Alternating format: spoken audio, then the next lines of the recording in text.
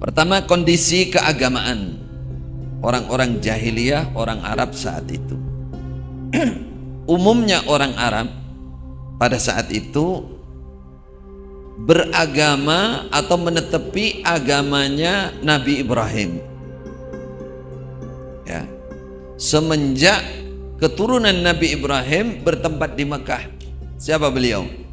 Nabi Ismail. Jadi mulai Nabi Ismail, seanak turunnya, umumnya orang Arab itu menetepi tauhid, menetepi Islam, menetepi tauhid, turun temurun. Itulah orang Arab aslinya. Jadi kita jangan punya bayangan bahwa Abu Jahal itu, ya, bayangan kita itu kayak setan demit, orang apa? Seperti orang pedalaman nggak ngerti apa-apa, langsung ketemunya cuman setan iblis. Coba dilihat asal usulnya bahwa Nabi Ismail dan anak turun dan orang-orang Arab secara umum itu menetapi agamanya Nabi Ibrahim. Apa agamanya Nabi Ibrahim? Islam.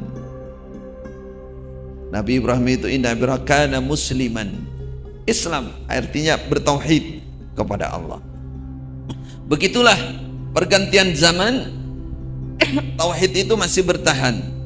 Lalu cerita singkat, datanglah seorang pemimpin bernama Amr bin Luhai.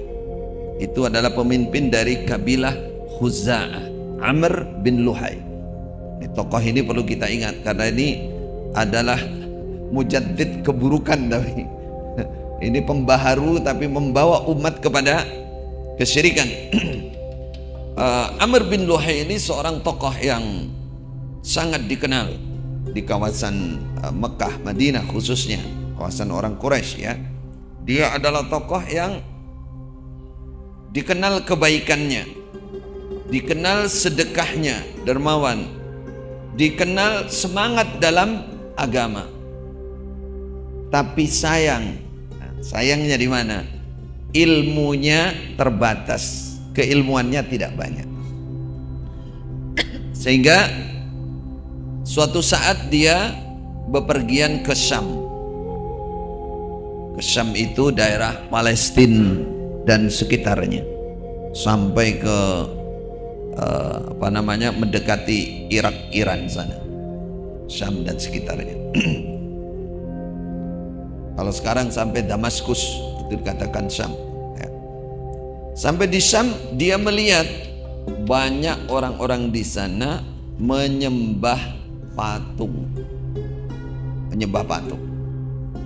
Lalu karena dia menganggap bumi Syam itu adalah bumi kerasulan, banyak utusan Allah diutus di sana, dia mulai, karena tanpa ilmu, minim ilmunya, dia mengira ini bumi yang baik, utusan Allah semuanya dulu rata-rata ada di kawasan ini, berarti ini peninggalan, berarti ini bumi yang baik, ini peninggalan para utusan. Sehingga dia akhirnya menyimpulkan bahwa menyembah patung itu, beribadah kepada patung itu adalah satu kebenaran, suatu yang agung.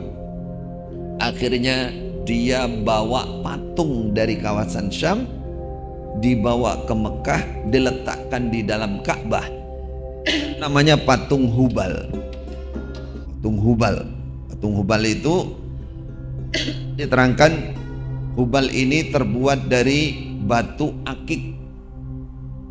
Kalau di sini apa? Akik, ya. Akik, batu akik. Batu berharga. Bentuknya seperti manusia. lalu tangan kanannya ini putus, buntung. Terus oleh mereka, oleh orang Quraisy saat itu disambung dengan tangan emas yang terbuat dari emas. Itu diletakkan di dalam Ka'bah, di dalam Ka'bah. Disitulah karena ini tokoh, akhirnya diikuti orang Quraisy, orang Mekah saat itu mulai beribadah menyembah patung. Termasuk patung-patung yang awal namanya Manat yang disebut dalam ayat itu. Afara'aitumul Lata wal Uzza wa Manatas Salisatal Ukhra. Ini patung Manat itu diletakkan, ditegakkan di kawasan Mushallal di pinggir Laut Merah. Laut Merah kalau sekarang di Jeddah. Di Jeddah sana letaknya. Kemudian mereka buat lagi namanya patung Lata berupa batu persegi 4. Lata itu afara'aitumul Lata itu asal usulnya adalah seorang laki-laki yang ahli sedekah. Kalau ada orang haji, orang umroh, dia tukang bikin bubur sawik namanya, makanan yang enak untuk dibagikan. Ketika dia meninggal, dia mati, orang merindukan dia dan mendatangi kuburannya. Akhirnya banyak yang ziarah kubur ke situ. Akhirnya iktikafnya di situ, nggak di Masjidil Haram lagi. Di situ tawafnya ya di situ. Akhirnya lama kelamaan mintanya ya di situ. Al-Lat itu di kawasan Taif. Kalau sekarang Taif dari Mekah itu kurang lebih 100 km. Dingin sekali di Taif itu. Di tempat bermain saya dulu waktu di sana. Orang sudah ke Taif seneng, kalau di Mekah panas, ke Taif dingin. Dingin. Nah, di sana tempat ada berhala namanya berhala Lata. Terus ada juga berhala Manat, Lata, Uzza. Uzza di kawasan Dzati Irqin. Ya, kawasan Ji'ranah. Kalau sekarang ada Ji'ranah ke belakang lagi di kawasan Dzati Irqin.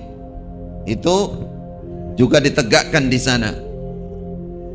Amr bin Luhai ini punya perewangan, coro Jawa, nggih, perewangan, khadam, punya jin yang membisiki dia.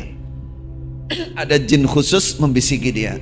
Dia dibisiki, dikasih tahu bahwa patung-patung yang disembah oleh kaumnya Nabi Nuh, apa? Patung apa? Wala tadarunna wadda wala suwa'a wa yaghuth wa ya'uq wa nasra. 5 dibisiki oleh jin bahwa 5 patung itu terpendam di kawasan Jeddah, ditunjukkan tempatnya oleh jin.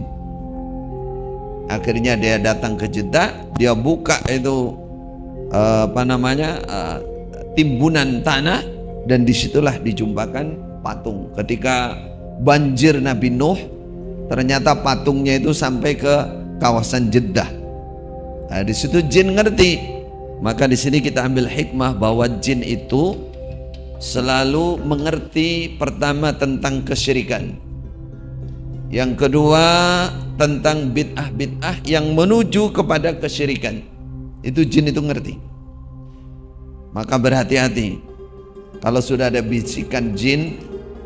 Saya punya teman tokoh masih di sana, dia berteman dengan Romo Willis. Kalau Anda kenal Romo Willis. Saya ngertinya setelah saya pulang dari Mekah. Saya luruskan tidak mau. Maunya ya kepada saya hanya budi luhur saja, kata mereka. Apa budi luhur itu? Saya hanya pura-pura saja. Tapi dia tetap berhubungan. Alasannya apa? Setelah ditanya, dia mengerti tentang kakek saya, namanya Haji Nur Hasan. Dia mengerti mulai masa kecilnya, mulai ini ngerti semuanya, kata dia. Saya katakan, hati-hati. Satu, Romo Willis itu siapa? Anda tahu. Loh, dia mengerti semuanya itu mudah. Itu tinggal lewat jin saja. Jin itu dengan ilmu-ilmu, dengan kesyirikan-kesyirikan itu dia pasti tutur tinular. Dia akan sambung bersambung. Jin itu nyambung sini, nyambung sini, nyambung sini, terus begitu. Sehingga dia bisa ketemu dengan cucunya walaupun masanya sudah jauh, bisa menjelaskan semuanya. Ini. Maka kita hati-hati. Kadang-kadang ini yang diserang ya. Ini mohon maaf, ini kadang-kadang dari golongan kiai, turunan kiai. Ya. Seperti bapak saya pernah didatangi. Ini sebagai gambaran, ambil hikmah supaya kita berhati-hati. Bapak saya itu turunan kiai, kakeknya kiai. Ya.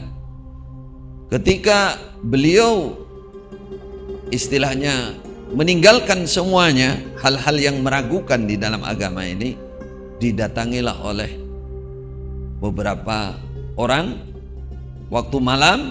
Satu menyerupai bapaknya, dua menyerupai kakeknya, berapa lagi menyerupai siapa lagi? Aku kakekmu, aku bapakmu, aku mbahmu. Padahal sudah mati semua kan? Bisa cerita begini, akhirnya menunjukkan begini. Padahal belum tentu bapaknya, kakeknya dulu melakukan itu. Dia ingin menyesatkan anak turunnya. Kamu baca ini sekian, baca ini sekian, terus nanti akan saya datangi, akan saya kasih ini. Itu bukan malaikat, walaupun itu ngaku malaikat, itu pasti jin. Pasti jin, karena malaikat Jibril tidak akan memberi wahyu kecuali kepada para nabi, walaupun ngaku malaikat Jibril. Nah ini, maka perlu hati-hati. Di sini kita ambil gambaran bahwa Amr bin Luhai didatangi oleh jin, ditunjukkan tempat patung yang paling bersejarah, paling asli dari zaman Nabi Nuh. Kemudian oleh Amr bin Luhai ini patung ini dikeluarkan ketika orang-orang tokoh-tokoh dari Jazirah Arab, ya, dari Jazirah, dari Madinah dan sekitarnya datang, maka patung itu dibagikan kepada tokoh-tokoh itu sehingga dibawa dan dipasang di tempatnya di daerahnya masing-masing. Ini kondisi keagamaan atau kesyirikan yang merajalela di kalangan orang Arab sebelum Rasulullah sallallahu alaihi wasallam terutus. Sampai banyak sekali patung-patung tersebar di kabilah-kabilah, bahkan di rumah-rumah. Mohon maaf, Anda pernah datang di Bali? Di rumah-rumah itu ada bangunannya lengkap dan di tempat-tempat lain, bukan hanya di Bali saja. Kurang lebih gambarannya seperti itulah. Jadi di rumah-rumah itu sampai ada patung sampai Abu Raja Al-Utaridi mengatakan, kunna na'budul hajar. Dulu sebelum Islam datang, kami menyembah patung, katanya, menyembah batu. Fa idza wajadna hajaran huwa khairun minhu alqaina wa akhadna al-akhar. Kalau kami menjumpai batu yang lebih bagus, maka patung yang lama kami lempar, kami buang, diganti batu yang lebih bagus ini. Jadi Tuhannya bisa ganti-ganti. Ini lawas sih Kimis, kuaan. Ganti batu yang lebih halus, lebih bagus. Fa idza lam najid hajaran, katanya, kalau kami tidak menjumpai batu yang bagus, jamakna juswatan min turab. Kami kumpulkan pasir tanah yang liat itu, lempung lah caranya, yang bisa. Lalu kami datangkan kambing kami yang ada air susunya, diperah di situ. Nah, udah lengket, baru dikepel dibentuk patung. Itulah yang waktu itu kami bawa untuk tawaf. Nah, coba tawaf kepada Allah bawa patung lah, coba tawaf sambil bawa patung. Kondisi saat itu, saking mereka menggandrungi patung. Baik, bagi yang tidak menyembah patung, ini kondisi juga di zaman jahiliyah, biasanya mereka menyembah kuburan. Kemudian maisan itu apa? Batu nisan, menyembah batu nisan. Itu zaman jahiliyah dulu, batu nisan. Ada juga yang beribadah atau menyembah tempat-tempat yang dikeramatkan. Contohnya tempat yang pernah ditinggali oleh orang soleh. Zaman jahiliyah Arab begitu itu. Mereka bukan orang nggak ngerti apa-apa, mereka menghormati orang soleh karena peninggalan orang soleh, tempat duduk yang pernah diduduki oleh orang soleh, atau baju atau apa. Disitulah mereka beribadah, mentakzimi, bahkan menyembelih hewan di situ, bahkan kalau bahasa sekarang tabarruk di situ, mencari berkah di situ, diusap-usap di situ, serbannya diusap di situ. Ini dibawa oleh orang-orang sekarang. Nah, maka kita mengambil ibrah dari kejadian-kejadian ini, jangan sampai mengenai kita umat Islam. Adapun ibadah yang mereka lakukan kira-kira apa? Pertama, unsurnya adalah taklid, menirukan bapaknya. Jadi kalau ditanya, dari mana kamu ibadah ini? Dalilnya mana? Inna wajadana aba'ana ala ummah. Kami mendapati bapak kami menetapi suatu agama, maka kami mengikutinya. Dalilnya hanya itu. Awalau kana aba'uhum la ya'qiluna syai'an wa la yahtadun. Oleh Allah dibantah, kamu itu kemana akal sehat kamu? Bagaimana kalau bapak kamu itu orang-orang yang tidak menggunakan akal sehatnya? Bagaimana kalau mereka tidak menerima hidayah? Apakah tetap kamu ikuti? Pokoknya kami menetapi agamanya bapak kami. Itu jawabannya. Yang kedua, mereka mengikuti taklid kepada pemimpin. Saat itu yang paling ditokohkan tadi Amr bin Luhai. Kira-kira apa yang mereka lakukan? Pertama, mereka itikaf di tempat patung tadi, di dekatnya patung. Itikaf itu diam di situ. Dan iltija dalam bahasa Arabnya. Iltija itu kalau orang sudah galau, permasalahannya besar, dia mendekat di patung itu. Kalau di kuburan Lata, dia datang di kuburan, dia duduk aja. Ingin pertolongan, ingin ditolong, ingin disyafaati oleh patung-patung itu. Wa yastaghitsunaha fis syada'id, bahkan mereka minta pertolongan di situ. Itu satu. Dan mereka berdoa, memohon hajatnya terkabul di situ. Apa alasannya kalau ditanya begitu? Apakah mereka meyakini bahwa patung itu langsung bisa menolong? Tidak, saudara. Orang-orang Arab itu kalau ditanya, orang Arab jahiliyah nih yang musyrik ini, ditanya siapa yang menciptakan kamu? Allah jawabnya. Siapa yang bisa menolong kamu ketika kamu kesusahan? Allah, semua Allah. Lalu mengapa? Lalu apa alasan mereka beribadah kepada patung? Dua alasannya, tertera dalam ayat. Ma na'buduhum illa liyuqarribuna ilallahi zulfa. Yang kedua, haula'i syufa'auna indallah. Masya Allah, ini satu syubhat yang luar biasa, yang kata para ulama, ini bisa menimpa umat Islam karena kemiripannya dengan umat Islam. Perjalanan sejarah itu mirip dengan umat Islam. Coba, orang Quraisy ini awalnya mengikuti Nabi Ibrahim, Nabi Ismail. Mereka menetap Islam, mereka menetap Daud. Tapi akhirnya dia menyembah patung. Itikaf di kuburan, dia minta kepada penghuni kubur, dia berdoa kepada penghuni kubur. Apa alasannya? Alasannya satu, kami menyembah kepada patung ini, minta kepada patung ini, berdoa kepada patung ini, karena patung ini bisa mendekatkan kami kepada Allah.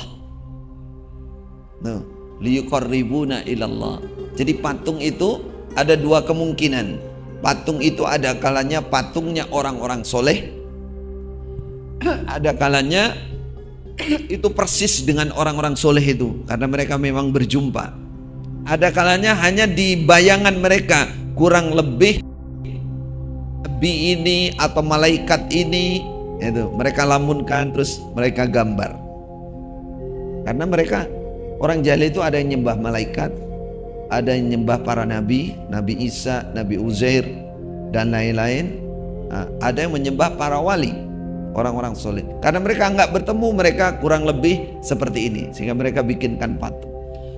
Kenapa kamu minta sama ini? Kenapa kamu mendekat kepada patung ini? Jawabannya, karena ini yang mendekatkan kami kepada Allah. Yang kedua, karena patung-patung ini yang pasti bisa menolong kami di sisi Allah. Di sisi Allah. Coba alasannya itu kalau dihubungkan dengan agama seakan berbau agama itu, saudara. Berbau ibadah kepada Allah. Berbau ibadah kepada Allah. Maka ini perlu kita cermati, perlu kita ambil hikmah. Yang kedua, mereka haji dan tawaf dan sujud rukuk kepada patung-patung itu. Jadi jenis ibadahnya. Haji itu, yang dimaksud haji itu hajjah yahuju, maksudnya datang dari tempat jauh mendatangi patung itu. Namanya haji. Haji itu bahasa Arab. Hajjah yahuju itu maknanya qasada, menuju suatu tempat namanya haji. Makanya orang datang ke sana, ke Arab sana panggilannya semua sama. Ya haj, gitu kan. Yang umrah, yang haji itu nggak ada yang umrah ya mu'tamir, nggak ada. Ya haj. Maksudnya orang yang datang dari tempat jauh ke sana untuk beribadah, namanya ya haj. Ada kalau nggak ya haj biasanya ya sodik. Saya punya teman dulu baru datang di Saudi, dia cerita, Ustaz, nama saya kok terkenal Ustaz di sini. Kok bisa Mas? Di mana-mana saya dipanggil orang, saya tolak turun sebalik, saya nggak kenal. Atau sodik, sodik. Sebentar saya jalan, sodik. Padahal nggak kenal dengan saya. Itu sodik maknanya teman, bukan nama sampean. serasa dikenal. Jadi kalau orang Arab panggilnya ya Sayyid, ya Sodik, biasanya begitu kan? Biasanya begitu. Jadi di sini orang haji zaman dulu yang dituju adalah patung, bukan Mekah Madinahnya lagi, walaupun ada peninggalan seperti itu. Ya, mereka haji. Lalu mereka juga mendekat kepada patung-patung itu dengan berkorban, menyembelih korban. Menyembelih di situ, atau menyembelih hewan dengan menyebut nama patung itu. Ini ibadahnya mereka di zaman jahiliyah, mendekat atau nyebut nama-namanya. Semua ini disebutkan dalam Al-Quran. Ada lagi mereka mengkhususkan makanan, minuman, tanaman, hasil tanaman mereka sebagian untuk persembahan, untuk dihadiahkan kepada patung-patung itu, untuk mendekat kepada patung itu. Kemudian ada juga mereka unta-unta mereka. Kalau dalam ayat disebutkan apa? Unta wasilah, kemudian unta bahirah, unta ham, unta saibah. Banyak nama-nama unta yang mereka persembahkan untuk berhala dengan kaedah-kaedah mereka tertentu yang mereka miliki. Ini kalau sudah melahirkan sekian, nanti akan dilepas, nggak boleh dinaiki, ini untuk berhala. Atau kalau disembelih, ini dagingnya untuk ini, untuk ini. Nanti tanaman juga begitu, mereka bagi-bagi. Ini untuk Allah, ini untuk berhala, ini untuk kami. Dalam surat Al-An'am diterangkan begitu. Itu ibadahnya mereka di zaman jahiliyah. Sampai unta-unta persembahan yang mereka buat itu, yang pertama itulah mencetuskan itu adalah Amr bin Luhai juga, sehingga Rasulullah sallallahu alaihi wasallam mengatakan dalam Sahih Muslim dan Sahih Bukhari, beliau mengatakan, ra'aitu Amr ibn Luhai al-Khuzai yajurru qusubahu finnar. Waktu saya Isra Mi'raj melihat Amr bin Luhai itu di dalam neraka, isi perut ini keluar, brodol, dia muter-muter nyeretin nari isi perutnya ini. Nah, kenapa? Kata Rasulullah sallallahu alaihi wasallam, li'annahu awwalu man ghayyara dina Ibrahim. Karena dia pertama kalinya orang yang merubah agamanya Nabi Ibrahim, agama Islam, agama tauhid, dia rubah menjadi agama kesyirikan. Dia pertama kalinya orang yang menegakkan patung-patung di kawasan Arab. Dia pertamanya orang yang membuat unta saibah, persembahan unta saibah, unta bahirah, unta wasilah, unta hal. Saudaraku kaum muslimin rahimakumullah, hikmah yang bisa kita ambil, sekali lagi kita ingatkan bahwa mereka orang-orang musyrik Mekah saat itu orang-orang yang cerdas. Di mereka para pemimpin, ya. Apa yang menyebabkan mereka tersesat? Penyebabnya dua: kurangnya ilmu dan taklid buta. Ini penyebabnya kehancuran dalam Islam. Mereka karena kurang ilmu dan taklid, agama yang sudah syirik, perasaan mereka itu agama tauhid, perasaannya itu agamanya Nabi Ibrahim, perasaannya itu adalah agamanya Nabi Ismail, padahal sudah kesyirikan. Pada saat mereka melakukan kesyirikan, mereka tidak merasa salah. Karena apa? Karena tujuan mereka adalah mendekat kepada Allah, kan? Liyuqarribuna ilallahi zulfa. Tujuan mereka adalah mendapatkan pertolongan di sisi Allah. Lalu di mana letak kesalahannya? Karena mereka membagi ibadah kepada selain Allah. Itu kesalahannya. Bukan mereka nggak mengenal Allah. Maka kita umat Islam saat ini di akhir zaman oleh Rasulullah sudah diingatkan, bada'al islamu ghariban wa sayaudu ghariban kama bada'a fatuba lil ghuraba. Islam ini akan bermula dengan asing. Maka para ulama meneliti kira-kira sumber keasingan itu apa yang pertama? Syirik dan tauhid. Itu yang pertama yang perlu kita teliti betul. Abu Jahal, Abu Lahab, dan semua tokoh-tokoh Quraisy saat itu mengatakan, inna hadza la syai'un ujab. Muhammad, yang kamu bawa ini sesuatu yang sangat mengherankan, sangat asing. Muhammad, aja'alal alihata ilahan wahida. Apa kamu ingin menjadikan Allah, Tuhan yang disembah itu hanya satu? Muhammad, ini nulayani adat. Muhammad, nulayani adat. Maka Nabi dalam sabda Nabi, wasayaudu ghariban kama bada'a, bahwa Islam ini dalam perjalanannya terus berpecah belah dan akan kurang lebihnya akan melampaui kesyirikan juga. Melakukan kesyirikan, keikhlasan hilang, tauhid hilang, akhirnya muncul generasi yang datang mengembalikan kepada Islam yang sesungguhnya.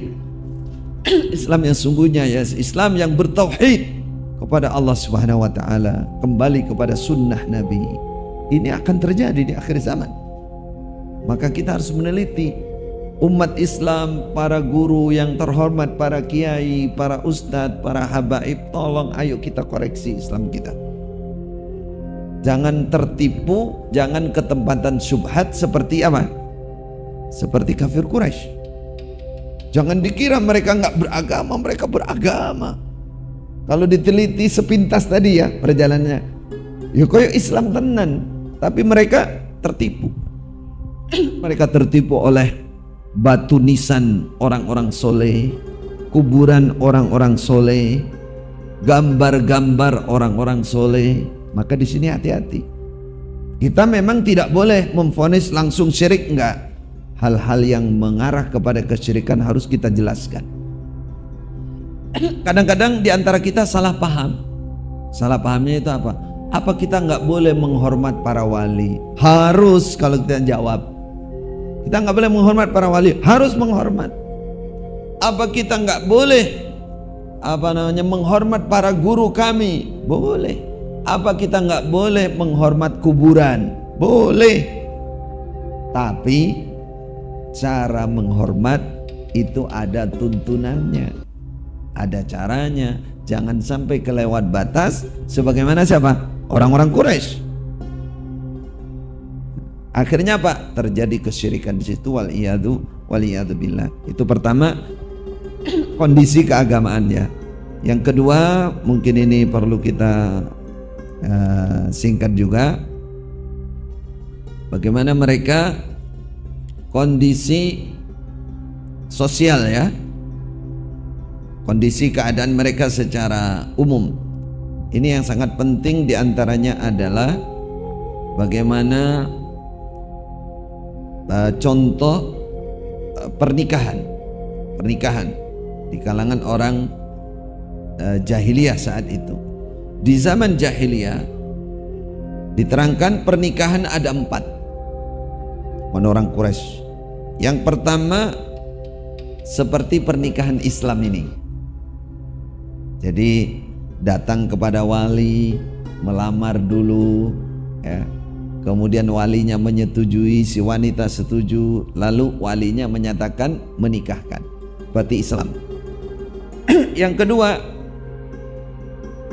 ini pernikahan juga dianggap pernikahan di zaman jahiliyah. Seorang laki-laki punya istri, terus lama nggak punya anak.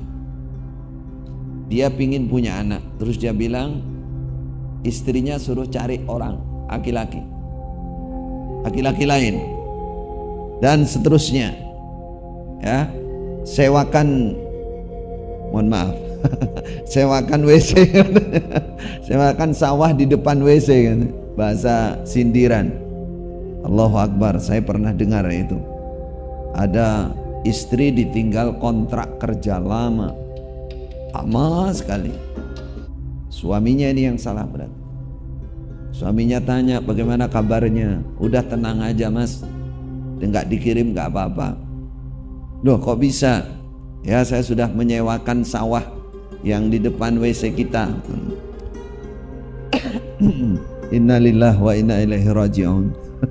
Ternyata itu sindiran, karena istrinya nggak kuat, tinggal pergi lama, dia sewakan dirinya sawah yang ada di depan kamar mandi di depan WC katanya, dianggap sawah. Innalillahi wa inna ilaihi raji'un. Itu di zaman jahiliyah. Ini dianggap pernikahan sah. Jadi seorang suami, istrinya disuruh cari laki-laki lain. Nanti kalau sudah istrinya hamil, katakan di sini, kalau sudah hamil karena orang lain itu dan dia mendapatkan anak, maka anak itu dia aku. Ini dianggap pernikahan juga. Yang ketiga, pernikahan yang berupa mereka mengumpulkan 10 orang laki-laki, lalu istilahnya mendatangi 1 orang wanita. Jadi perempuan ini dikerjain oleh 10 orang. Nanti kalau sudah hamil, baru dipanggillah 10 orang itu. Si wanita ini bilang, aku sudah hamil, kalian yang ngerjain 10 orang ini. Maka anak ini bapaknya adalah ini. Langsung terserah si wanita ini nunjuknya yang mana, dia pilih yang mana, itulah bapaknya. Itulah pernikahan sama jahiliyah. Itu yang ketiga. Yang keempat, dia ada wanita pasang bendera di depan rumah. Allahu a'lam warna benderanya apa. Kalau sudah ada bendera ini, siapapun boleh mampir, bebas di situ.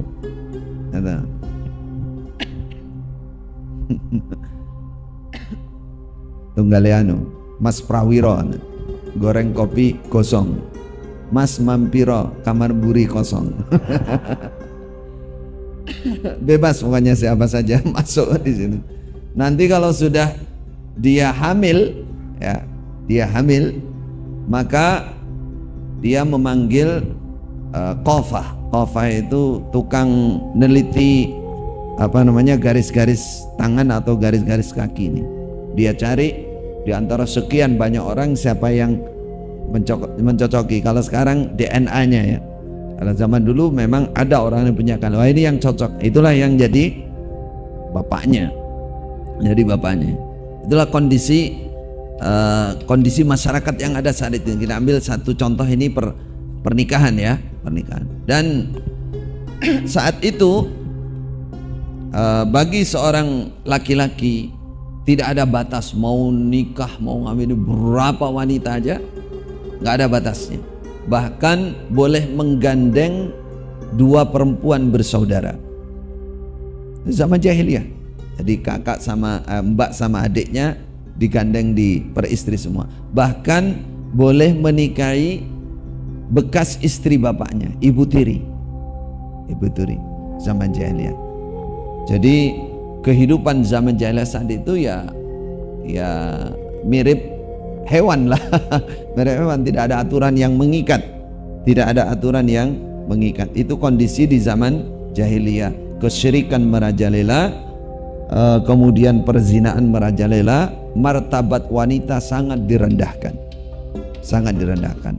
Maka Islam yang dibawa oleh Rasulullah sallallahu alaihi wasallam kembali kepada bertauhid, meninggalkan kesyirikan. Islam datang menjaga kehormatan para wanita. Islam menjaga kemaslahatan di tengah-tengah masyarakat. Apa yang terjadi dalam Islam? Pernikahannya harus atas izin wali, harus ada saksi, harus ada mas kawin, dan laki-laki kewajibannya masih harus menafkahi. Gak boleh laki-laki kalau ditanya bagaimana kamu siap nafkah? Nafkah batin, nafkah lahir siap? Siap Pak Mutin. Kamu siap memberikan makan? Siap Pak Mutin. Sandang pangan? Siap Pak Mutin. Nafkah batin? Nggih kula siap Pak Mutin. Berarti liyane kuwi tanggungane Pak Mutin kabeh. Iki jenenge ngakali ini, ngakali.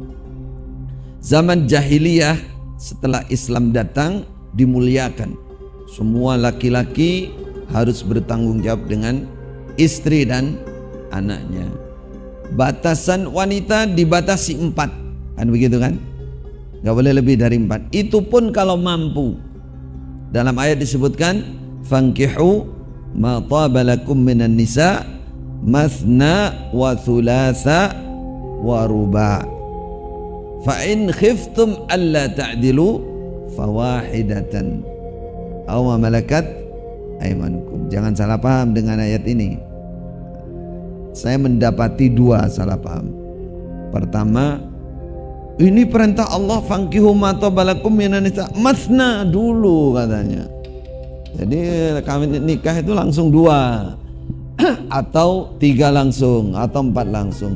Baru kalau tidak bisa adil pegatan karek siji. Nah ini salah ini. Wong dalilnya fa in khiftum. Kalau kamu merasa mau kawin 2, 3 atau 4, merasa aku nggak mampu nih, nggak mungkin adil aku, fawahidatan cukup 1. Berarti mulainya dari 1. Jangan salah paham. Yang ngantuk-ngantuk ini nanti salah paham pula. Ada yang parah lagi, mohon maaf, ini terjadi di Madura. Nah, kebetulan juga masih saudara. Terjadi satu rumah istrinya 10. Oh, masih muda-muda, cantik-cantik lagi. Ya memang dianggap wali ya. Ketika polisinya dan KUA-nya dan semuanya takut kena balaknya wali ya. Istrinya 10. Setelah ditanya apa dia jawabnya? Fankihu ma taba lakum minan nisa masna wa thulatha wa ruba. Kamu tahu masna apa? Secara bahasa, masna itu maknanya dua-dua. Berarti kalau dia masna itu isnin, itu kaidah bahasa begitu. Ya, siapa yang belajar nahwu sharaf? Isnin, dua-dua, berarti 4. Minimal 4. Wa thulatha, wa dan. Nah, kan? Dan toh wawunya dan, wawu ataf ini dan. Thulatha 3, 6, berapa dah? 10. Waruba dan 4, 8, 18, minimal 18. Aku sejak 10 ini belum seberapa. Ini lagi namanya mengartikan Al-Quran, tidak mengikuti para ulama, tidak mengikuti mufassir, tidak buka tafsir, tidak mengikuti as-salaf, ulama salaf. Dia hanya mengikuti kaidah bahasa semau dia. Padahal kullu qaidah mustasnayah. Tidak semua kaidah yang ditetapkan dalam bahasa terus berlaku semuanya, ada istisnanya. Bahkan kalau ingin tahu wawu bimana au itu banyak. Nah di sini wawu bimana au. Kemudian masna bimakna isnain, isnatain. Di sini kalau buka tafsir baru ngerti. Kalau maknanya secara bahasa ya bisa salah bahasanya. Baik, kita kembali ke bahasan ini tadi bahwa Islam datang untuk kemaslahatan umat, ya, mengangkat martabat wanita, tidak boleh lagi bebas laki-laki, dibatasi 4, itu pun kalau mampu, ya, kalau mampu. Dan tidak boleh menikahi 2 wanita bersaudara, nggak boleh. Itu namanya mahram sementara. Selama menjadi istri maka saudarinya tidak boleh dinikahi. Kalau sudah cerai ataupun ditinggal mati baru bisa. Begitu juga ibu tiri. Wala tankihu ma nakaha abaukum minan nisa. Tidak boleh kamu menikahi bekas istri bapak kamu, nggak boleh. Islam datang untuk menjaga kemaslahatan. Kemudian yang kedua, penutup terakhir, ya di sini waktunya kita batasi. Yang terakhir adalah di mana perlakuan kepada anak di masa jahiliyah. Ya mereka terbagi, ya beberapa yang ada yang menyayangi anak sebagaimana di Islam ini, harus menyayangi, menjaga, meramut putra putrinya, sampai mereka mengatakan innama auladuna bainana akabiduna tumsha alal ardi. Katanya anak-anak kami adalah belahan-belahan jiwa kami, hati-hati kami yang berjalan di atas bumi. Sebagian begini, sebagian ada yang mendem itu, mengubur hidup-hidup anak perempuan karena takut malu. Jadi orang jahiliyah itu kalau mendapat anak perempuan mereka malu. Wajhi iswadda wajhu muswaddan wa huwa kadhib. Wajahnya menjadi hitam dan dia susah sekali. Malu mereka kalau punya anak perempuan, sehingga mereka kubur hidup anaknya. Itu keyakinan mereka. Mereka bunuh anaknya. Ada yang karena takut membelanjai anaknya, takut melarat, sehingga Allah menurunkan ayat apa? Wala taqtulu auladakum khasyata imlaqin nahnu narzuquhum wa iyyahum. Jangan kamu bunuh anak kamu. Kalau kamu takut melarat, ketahuilah yang memberi rezeki kamu dan juga anakmu saya, kata Allah, bukan kamu. Itu. Kalau bahasa singkatnya begini, kalau kamu khawatir anakmu tidak makan, tidak dapat rezeki, apakah kamu lupa bahwa kamu juga anak? Setelah bapakmu tidak ada, semua tidak ada, kamu hidup apa enggak? Hidup. Nah, berarti anakmu juga sama. Karena mereka membawa rezeki masing-masing. Itulah Islam. Islam menjaga hal itu. Bahkan mereka tidak hanya membunuh anak perempuan, mereka juga membunuh anak laki-laki jika dikhawatirkan mereka akan mendapatkan kemelaratan atau kemiskinan gara-gara punya anak tersebut. Jadi dari sisi sosial kemasyarakatan, kehidupan mereka itu sangat amburadul zaman jahiliyah, sehingga Islam nanti perjalanan hidup Rasulullah sallallahu alaihi wasallam ini menata kehidupan menjadi kehidupan yang mulia, baik dari sisi agama maupun dari sisi keduniaan. Semoga Allah memberkahi pertemuan kita kali ini. Demikian mungkin materi yang bisa disampaikan, semoga ada manfaatnya. Fa jazakumullah khaira. Silakan. Membuat ya. Yang di luar, monggo kalau ada yang mau bertanya. Ada yang oh nggih, Bapak, monggo langsung mawon. Assalamualaikum warahmatullahi wabarakatuh.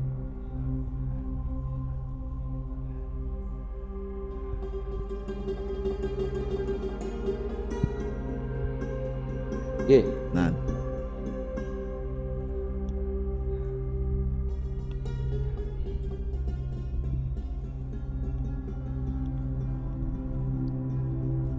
ya, terima kasih. Assalamualaikum warahmatullahi wabarakatuh. Nama saya Slamet, Ustaz. Dari pelajaran yang kita ambil saat ini, kita belajar sirah nabawiyah, jas merah, jangan lupa sejarah. Jadi kita menekuni kehidupan berdasarkan sejarah, ilmu dan fakta yang terjadi. Ustadz, sekarang ini kan orang bangga dengan zaman sekarang modern, canggih dan sebagainya. Saya pernah mendengar bahwa Nabi mengatakan umat yang terbaik itu ya zamannya Nabi. Mungkin hubungannya dengan yang kita mempelajari sirah nabawiyah ini kan untuk anak-anak sekarang ini kan, wah kalau nggak mempelajari sing berbau barat canggih gitu rasanya ketinggalan zaman. Padahal kita itu sebetulnya dengan mempelajari sirah nabawiyah ini kita mempelajari sesuatu yang ini menurut Nabi umat terbaik itu adalah saat beliau masih sugeng, masih hidup. Ya, terima kasih. Assalamualaikum warahmatullahi wabarakatuh. Assalamualaikum warahmatullahi wabarakatuh. Rasulullah bersabda, khairukum qarni thumma alladhina yalunahum thumma alladhina yalunahum. Sebaik-baiknya kalian itu adalah generasiku, kata Nabi, orang-orang yang bersama aku, kemudian generasi setelahnya, kemudian generasi setelahnya. Beliau hanya menyebutkan kurang lebih 3 generasi, sahabat, tabi'in, tabi'in. Baik, kaitannya dengan kondisi saat ini, anak-anak muda bahkan orang tua juga ya membanggakan kehidupan saat ini yang serba modern, serba segalanya, bahkan berbau barat itu yang lebih dianggap lebih keren, lebih sesuatu yang lebih bisa dibanggakan gitu. Inilah penurunan ataupun dekadensi, bukan hanya moral ya, yang menimpa umat Islam saat ini. Mereka tidak bangga lagi dengan nabinya, mereka tidak bangga lagi dengan sahabat Nabi dan seterusnya, karena perihalnya mereka anggap itu kuno, itu ketinggalan zaman. Subhanallah, Islam itu kalau mau diserap betul itu kemajuan. Islam itu bukan ketertinggalan, bukan. Coba satu, hidupnya Rasulullah di mana? Hidupnya Rasulullah itu pertama di Makkah. Makkah itu Ummul Qura, Makkah itu pusat, ibu kota. Kemudian beliau pindah ke Madinah. Madinah itu Madinatul Rasul. Madinah apa tahu maknanya? Kota, orang kota. Pusat itu satu, kemajuan. Ini gambaran saja, gambaran. Cuman kemajuan dalam Islam itu pasti ada koridor atau ada batasan-batasan yang menjadi kemajuan yang hakiki dan dinikmati bukan hanya di dunia tapi sampai di akhirat. Sekarang pertanyaannya, kesimpulannya apa sih yang dibanggakan? Misalkan kendaraan misalkan. Rasulullah saat itu kendaraannya itu unta Qaswa. Unta Qaswa itu unta yang terbaik. Nah, saya paling larang dewe, paling malio kuat ya, banter pelayune, nggak bisa disalib. Ya, itu kendaraan Nabi pernah disalib sekali oleh orang desa. Wong Arab, sahabat marah semua. Kata Nabi, jangan marah, begitulah dunia. Di atas langit ada langit. Nah, lalu apa batasannya dengan punya kendaraan yang bagus itu? Tidak ada kesombongan, tidak ada takabur. Nah, itu satu, itu contoh batasan. Ringan saja. Kemajuan tidak dilarang. Islam itu maju, modern, bagus Islam itu. Islam itu tidak ngajak menjadi kere, menjadi berpenampilan kere, itu enggak ada dalam Islam. Ketika orang itu bajunya bagus, stil bagus, kan begitu kan? Tidak bau, itu Islam apa suruh bau? Islam itu nyuruh mandi, sampai orang datang Jumatan harus mandi. Kalau orang makan bawang bau, nggak boleh masuk masjid. Islam itu bersih. Islam itu bersih. Ada orang sahabat, dia punya unta, dia punya uang lah, kalau sekarang kaya lah. Datang jalan kaki. Apa kata Nabi? Aina jamaluk? Mana mobilmu? Kalau sekarang mana nanti mobilmu kok malah melaku ini? Terus ada pakaiannya biasa, compang-camping. Mana duitmu? Nanti duitmu? Liyu sar ghinaka, kekayaanmu supaya tampak. Tapi Nabi ngasih batasan. Boleh kamu berpakaian, boleh kamu minum, boleh kamu makan, tapi tidak boleh israf, tidak boleh sombong. Ada aturannya begitu. Yang itu justru kemajuan yang dinikmati itu untuk kemaslahatan semuanya, kemaslahatan dirinya, keluarganya, umat semuanya. Maju itu boleh. Sekarang keilmuan, misalkan zaman sahabat, ya, mendatangkan budak yang ahli pertukangan, bikin mimbar Nabi, bikin mimbar, mendatangkan orang-orang yang bisa berstrategi dalam perang, dihargai seperti siapa? Dari Salman Al-Farisi, punya strategi perang. Orang yang ahli lari di antara sahabat dimuliakan, didukung, ahli memanah. Kalau sekarang angkatan kan, menembak ahli ini. Dalam Islam, di Islam itu agama bukan agama tertinggal, bukan agama yang nggak boleh tertinggal dalam Islam. Dan kalau kita mau baca sejarah penemuan-penemuan keilmuan, mulai penerbangan, mulai listrik dan lain-lain, itu Islam, ilmuwan-ilmuwan Muslim. Jadi maksudnya begini, memang kemajuan itu dibanggakan boleh, tapi harus mengikuti aturan. Bagaimana kita bisa mengerti aturan? Belajar sirah nabawiyah, dipelajari sunnah Nabi seperti apa, batasan-batasan apa seperti apa. Yang paling penting intinya sesuatu yang mengikuti tatanan agama pasti mendatangkan kemaslahatan. Karena Allah berfirman, "Wa ma ja'ala 'alaikum fid dini min haraj." Agama ini tidak akan menyempitkan kalian, tidak akan membuat kalian susah. Justru kalau kemajuan nih contohnya diikuti dengan berfoya-foya, dengan ini itu nanti secara personal pribadi itu Allah akan menempatkan namanya ketidakpuasan. Ketoknya seweneng tapi senep jadi. Iya betul. Kita numpak mobil tapi perasaannya ya lebih atas timbang numpak jaran, karena karena perasaannya yang oleh Allah disiksa. Kalau nggak gitu aturan. Nah, tapi Islam ini datang dengan kemajuan yang hakiki, mulai batinnya, mulai lahirnya, dan dia akan membatasi kemajuan-kemajuan itu untuk kemaslahatan dia dunia dan akhirat.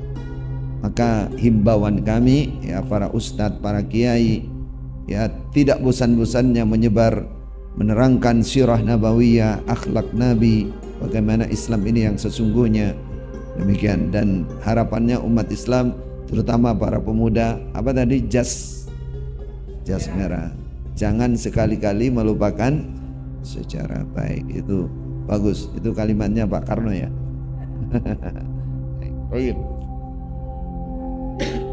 Nah, sudah terwakili. Nah. Ada yang lain? Oke, terakhir nggih, monggo.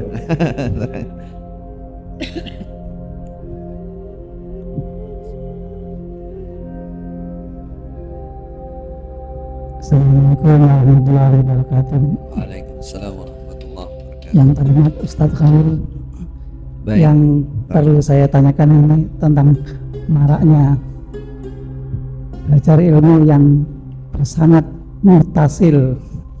Kalau di pondoknya Ustadz mangkel ya, mangkel bersambung sampai ke Rasulullah. Kalau tetangga sebelah itu sanad yang muttasil bersambung kepada Rasulullah. Katanya, dan yang dianggap sanad muttasil itu katanya yang mondok pesantren. Ya, sedang kami yang belajarnya di perguruan tinggi Islam yang buku perpustakaan itu ditertawakan, ilmu kok dari buku gitu. Itu gimana penjelasannya? Terima kasih Ustaz. Assalamualaikum warahmatullahi wabarakatuh. Waalaikumsalam. Sanad muttasil ada yang memahaminya dengan benar, ada yang memahaminya salah. Contohnya apa tadi? Saudara kita sebelah mangkul ya. Thariqah mangkuliah itu. Abdullah bin Mubarak mengatakan, ini yang sering diungkap oleh para ulama, al-isnadu minad din, laula al-isnad laqala man syaa ma syaa. Isnad ini bagian dari agama. Sambungan guru itu, muttasilnya isnad itu bagian dari agama. Kalau orang tidak mengutamakan masalah isnad ini, maka dia akan berkata semaunya di dalam agama ini. Artinya dia akan bilang ini dari Rasulullah, ini dari Imam Syafi'i, ini dari Imam Ahmad bin Hanbal, ini dari Abu Hurairah. Kalau nggak ditanya isnadnya mana sambungan gurunya, berguru kepada siapa kamu, nanti orang akan mudah-mudah berdusta seperti itu. Nah, saudaraku, ini yang pertama perlu dipahami bagi yang salah paham, terutama yang mengikuti aliran mangkul ini, namanya Islam Jamaah. Ini diucapkan oleh para ulama ketika buku-buku kitab-kitab Islam itu belum terbukukan. Nih, jadi orang datang langsung berdiri, qala Rasulullah sallallahu alaihi wasallam. Loh, kamu ketemu Nabi kapan? Sama kan nggak ketemu Nabi kok langsung Nabi bersabda. Nah, ditanya, dari mana kamu ketemu, kok nggak ketemu Nabi kok bilang datang qala Rasulullah. Oh, saya berguru dari ini sampai kepada Nabi, baru diterima. Kalau itu dengan syarat-syarat tertentu yang sudah ditentukan dengan ketat oleh para ulama untuk menghindari jangan sampai ada orang yang berbohong juga mengatakan punya isnad. Jadi itu yang perlu diketahui sebelum kitab-kitab hadis, contohnya kitab-kitab keilmuan dalam Islam terbukukan. Sesudah kitab-kitab itu terbukukan dan sudah ma'ruf, sudah dikenal, yang dikejar, yang diutamakan bukan isnadnya, tapi pemahamannya terhadap kitab ini benar apa tidak. Gitu. Karena misalkan Sahih Bukhari, Sahih Bukhari dunia ini mulai zaman beliau Imam Al-Bukhari sampai sekarang dikatakan as-sahhul kutub, itu paling sahihnya kitab hadithiyah, kitab yang menghimpun hadis. Udah nggak diragukan lagi.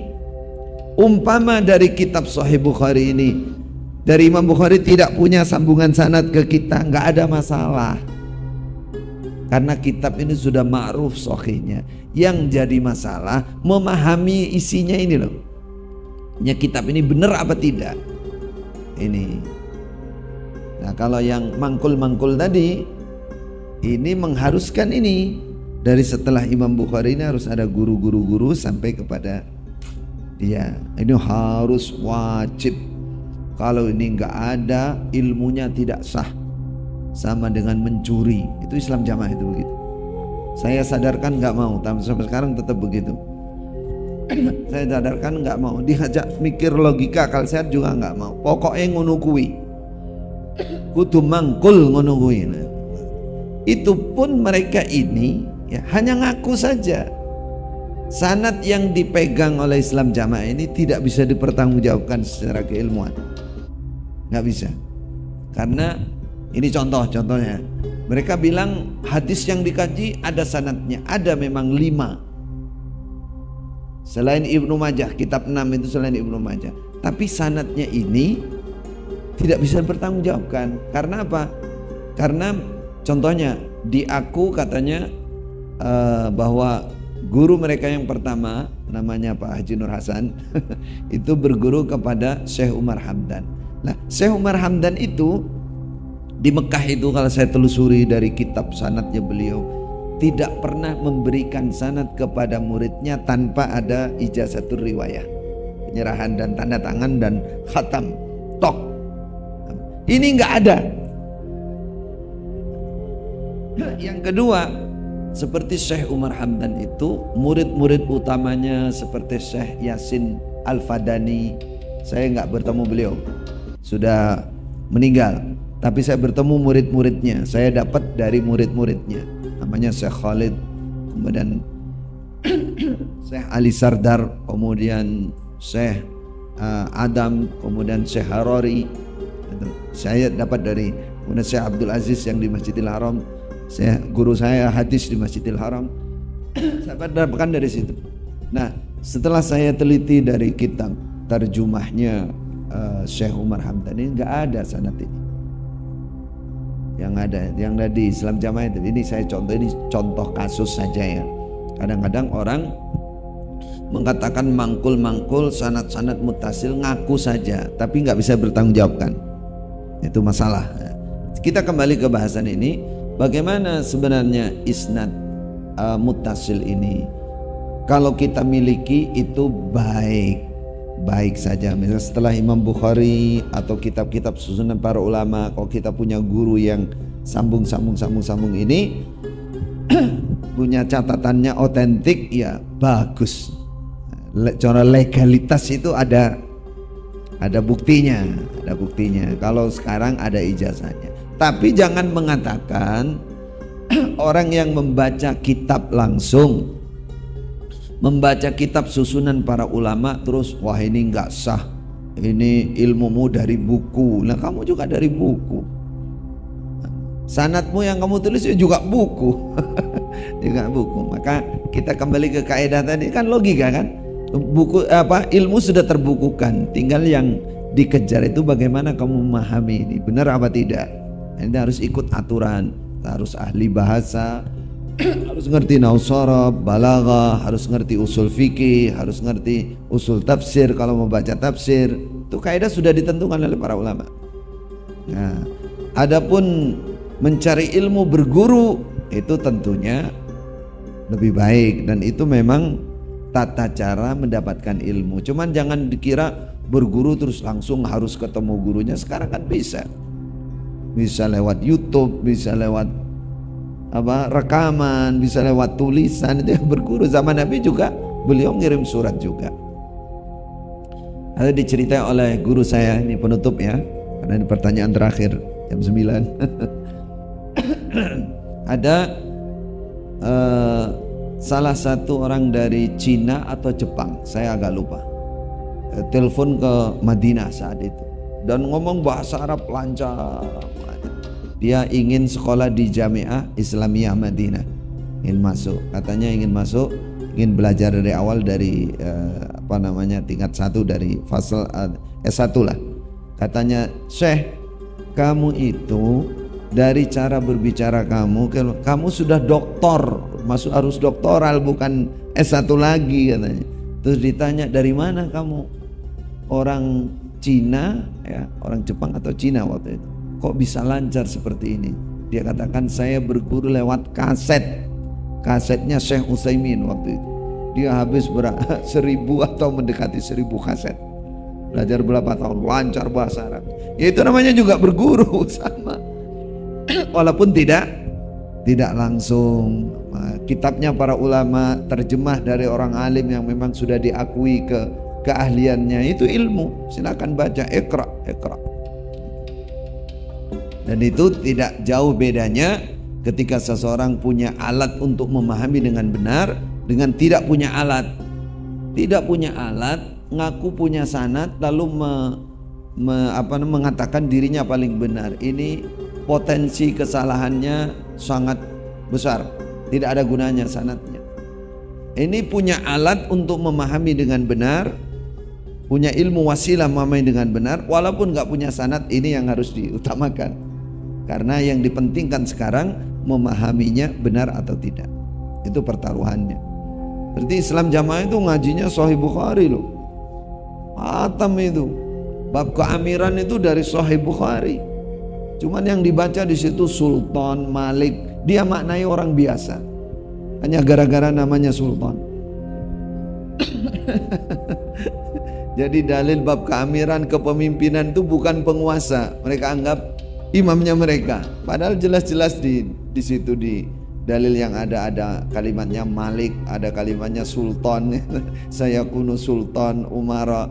Mereka manai semau mereka sendiri, karena cara memahami salah, walaupun punya isnad nggak ada gunanya, tetap batil saja, tetap sesat, menyesatkan, waliyadzubillah. Demikian insyaallah mudah-mudahan bisa dipahami. Jazakumullah khair.